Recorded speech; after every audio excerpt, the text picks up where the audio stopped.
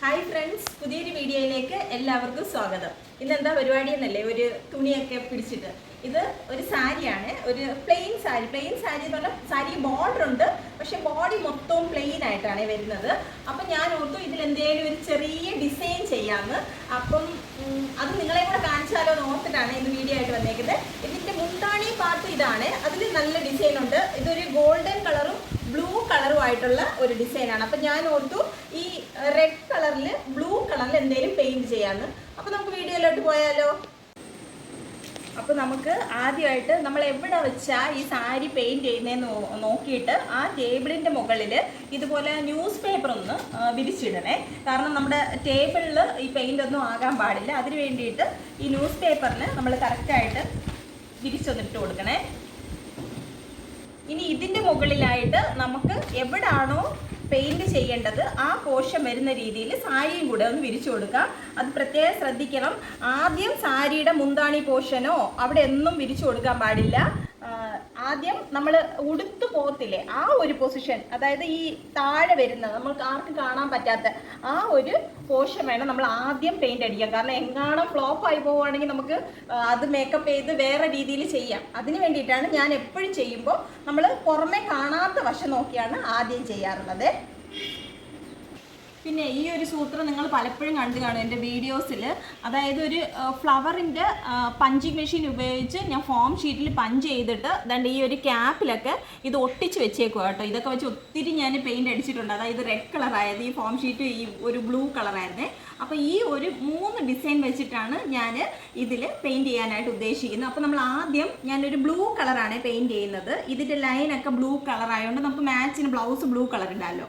അപ്പം ആദ്യം ഞാൻ ഈ ഒരു ചെറിയ ഡിസൈനിലോട്ട് ഈ പെയിൻ്റ് ഒന്ന് അപ്ലൈ ചെയ്ത് കൊടുക്കുകയാണ്. ഫസ്റ്റ് ടൈം എങ്ങനെയാണ് വരുന്നതെന്ന് അറിയത്തില്ല, എന്തായാലും നമുക്കൊന്ന് ട്രൈ ചെയ്ത് നോക്കാം.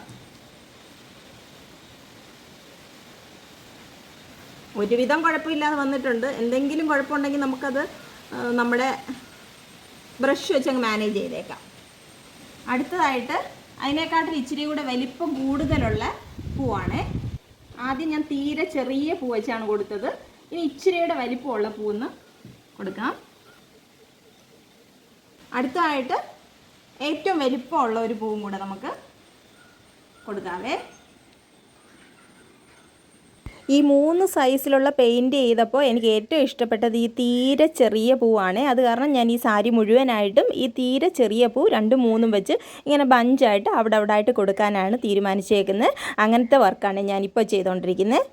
പിന്നെ നമ്മൾ ഈ പെയിൻറ് ചെയ്യുമ്പോൾ വെള്ളത്തിൻ്റെ അംശം ഇല്ലാതെ വേണം ചെയ്യാൻ. നമ്മൾ വെള്ളം ആഡ് ചെയ്ത് പെയിൻറ് ചെയ്യുവാണെങ്കിൽ നമ്മുടെ ഈ പെയിൻറ് അവിടെ അങ്ങ് സ്പ്രെഡായി പോകും. പിന്നെ നമ്മുടെ ഈ ഡിസൈൻ കറക്റ്റായിട്ട് കിട്ടത്തില്ലേ.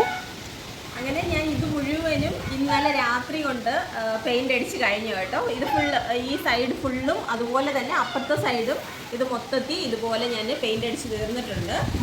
പിന്നെ ഞാൻ ഇവിടെ ഇന്ന് എടുത്തേക്കുന്നത് കുറച്ച് സ്റ്റോൺസ് ആണ്. ഇത് ഏകദേശം നമ്മുടെ ഒരു ഈ കളറിന് മാച്ചായിട്ട് വരുന്ന രീതിയിലുള്ള സ്റ്റോൺസ് ആണിത്. അപ്പോൾ ഇതും കൂടെ നമുക്ക് ഇതിൻ്റെ മിഡിലായിട്ട് ഒന്ന് വെച്ച് പിടിപ്പിക്കാം. അതിനായിട്ട് ഞാനിവിടെ എടുത്തേക്കുന്നത് B7000 എന്ന് പറഞ്ഞ ഗ്ലൂ ആണ്. ഇത് അപ്ലൈ ചെയ്ത് നമുക്കിത് ഒട്ടിച്ച് പിടിപ്പിക്കാം. ഈ ഗ്ലൂ ആകുമ്പോൾ പിന്നെ പെട്ടെന്ന് തന്നെ അത് ഒട്ടിപ്പിടിച്ചോളും. അതുപോലെ കഴുകിയാലൊന്നും വാഷ് ചെയ്താലൊന്നും ഇളകി പോകത്തില്ല, നമുക്ക് സേഫാണ്. അതുകൊണ്ടാണ് ഈ ഒരു ഗ്ലൂ ഞാൻ സെലക്ട് ചെയ്തേക്കുന്നത്.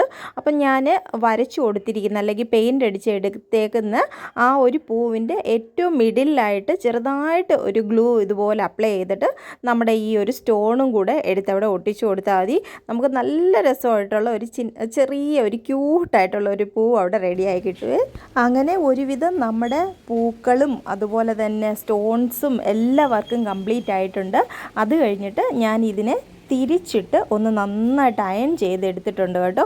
എന്നാൽ മാത്രമേ നമുക്കിത് വീണ്ടും വാഷ് ചെയ്യുമ്പം ഈ പെയിൻ്റൊന്നും പോകാതെ ഇതുപോലെ ഇരിക്കത്തുള്ളൂ.